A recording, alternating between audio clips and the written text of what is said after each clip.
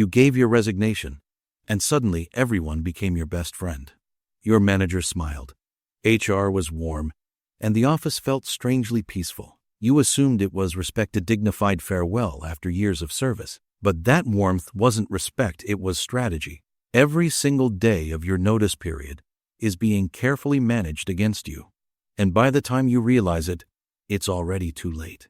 You think the notice period is a professional courtesy, a clean handshake exit. You believe it protects you time to wrap up, hand over, and leave well. But the notice period was never designed with your interests in mind. It was designed to extract maximum value from you at your most vulnerable moment. The moment you resign, a silent countdown begins, and it isn't yours. HR opens a file. Your manager gets a call, and the machine starts moving. You are now a resource with an expiry date, and they know exactly how to use that. The warmth you feel in those first days is carefully calculated disarmament. They need you calm, cooperative, and unaware of what is actually happening around you, because a distracted employee finishes work, documents systems, and transfers knowledge without resistance. That is worth far more to the company than any goodbye cake in the break room. Here's what's actually happening. Your loyalty is being monetized one final time. You are willingly completing the most valuable work of your tenure, for free, on your way out. And the most dangerous part is that you feel good about doing it. You spend your notice period being thorough, responsible, and professional. You document everything: processes, contacts, passwords, system logic, client history. You train your replacement with care, explaining nuances nobody ever documented before. You feel a quiet pride in leaving things better than you found them. But nobody is measuring your dedication, they are measuring your output. Every file you create becomes company property the moment you save it. Every contact you share walks out of your hands and into someone else's pipeline. Every system you explain reduces the company's dependency on your institutional knowledge. You are, in the most precise sense, erasing your own leverage. And once that leverage is gone, so is any reason to treat you with care. Watch what happens in the final days. The warmth begins to fade. Meetings you were included in suddenly happen without you. Emails that used to copy you now go directly to your successor. You start to feel like a ghost in a building you used to belong to. This is not accidental, it is the final phase of the notice period game. And most employees never recognize it until they are already outside the building. Here's the part nobody tells you: companies have a notice period playbook. It is not written in any policy document you have ever been given. It lives in the institutional memory of HR professionals and experienced managers. The goal of this playbook is simple: extract everything, retain nothing, and release cleanly. Step 1 is called knowledge capture, and you perform it voluntarily. You document, brief, and transfer because you were raised to be responsible. But responsibility in a corporate exit is a mechanism they rely on completely. Step 2 is relationship neutralization, and this one is invisible. Your manager begins subtly shifting team dynamics before you even notice. Team members start responding to your successor instead of coming to you. Your opinions in meetings carry less weight not because they are wrong, but because you are leaving. Authority does not wait for your last day, it begins transferring the moment you resign. Step 3 is the most unsettling. It is called memory erasure. Within 60 days of your exit, the organization adjusts its narrative around your absence. Your contributions get absorbed into the team's collective achievement. Your name fades. Projects you built get credited to the process, not to the person who created it. And this is where it gets worse. The people who respected you will forget the details, not because they are ungrateful, but because the system moves forward, and memory is expensive. Step 4 is the one that stings most: exit interview extraction. HR sits across from you with a warm tone and an open notepad. They ask what could be improved, what frustrated you, what you wished were different. You feel heard, perhaps, for the first time, and so you talk. But every word you say is being filtered for management intelligence, not human understanding. Your frustrations become data points that protect the company from future complaints. Your insights become internal memos that fix problems just not for you. Your honest feedback is the final report you write, completely unpaid and deeply useful.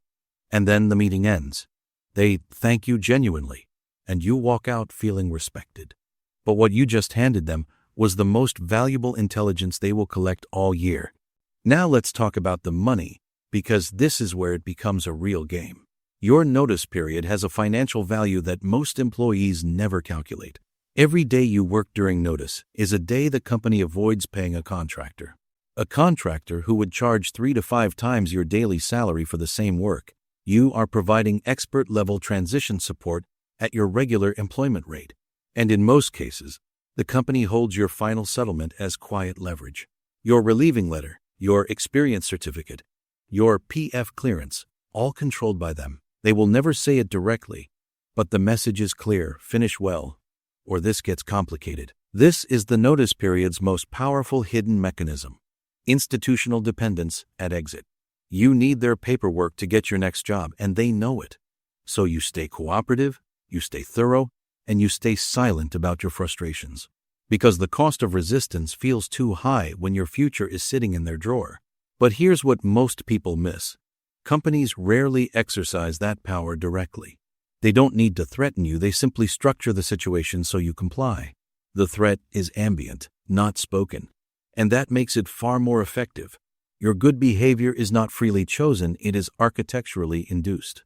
And the architecture was designed long before you ever submitted your resignation. The system does not need to coerce you, it simply removes every other option. There is something deeper happening during notice period that nobody discusses openly. You are experiencing one of the most psychologically complex transitions a professional can face. You are still inside the system, but you no longer belong to it.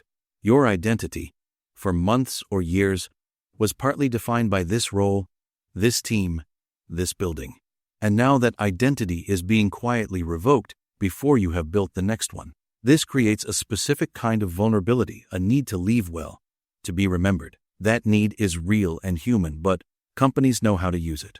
The desire to be respected on your way out makes you exceptionally cooperative. You work harder in your last 30 days than you did in the previous 3 months. Not because you are compensated for it, but because your ego requires a clean exit. HR professionals are trained to recognize and gently amplify this psychological state. The farewell lunch, the appreciation email, the handshake from the director, these are not random. They are timed precisely to keep you productive and non-disruptive through the final stretch. This is not cynical manipulation, it is simply how organizations protect continuity. But you deserve to see it clearly so you can choose how to respond. Because when you understand the psychology behind the ritual, you stop being unconsciously controlled by it. You can still leave with grace, but you leave with your eyes open. And that changes everything about how you protect yourself during those final weeks. Here is the reframe that changes how you navigate every exit from this point forward. Your notice period is not an obligation, it is a negotiation. You have knowledge, relationships, and continuity value that the company cannot instantly replace. That is leverage, and leverage, used wisely, is not aggression, it is professionalism. You do not need to document every system on day 1 of your notice. You do not need to train your replacement so thoroughly that you become instantly redundant. You do not need to pour your most honest frustrations into an exit interview. A clean exit means protecting your professional reputation, not maximizing their operational continuity. Negotiate your relieving date, your experience letter language, and your reference contact before you cooperate fully. Not with hostility, with the calm clarity of someone who understands how the game works. The companies that treat exits well do so because someone held the line professionally. And the employees who exit best are not the most compliant, they are the most clear-headed. The notice period scam is not a conspiracy, it is a structural reality. It was built into the employment system by people who understood leverage better than most employees ever will. But now you understand it, and understanding is the beginning of protection. You can still be professional, dignified, and generous in how you leave. But do it consciously, not because you are afraid, not because you need their approval. Leave well because it reflects who you are, but never at the cost of what you are owed. The company will move forward the moment you walk out. Make sure you are already ahead. Your career is long, never let a 2-week exit define the terms.